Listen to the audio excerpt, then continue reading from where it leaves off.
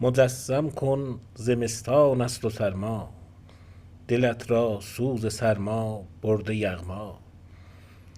چه کوهی چون عروسی در مقابل، تو را در لای برفش کرده پیدا. به روی برف و یخبندان آن کوه، به دستت چای گرمی گشته برپا.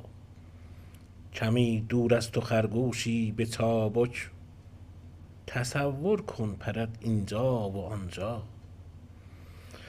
به پشتت گردگاهی کرده باشی، دهی بینی به هر چیزی مهیا.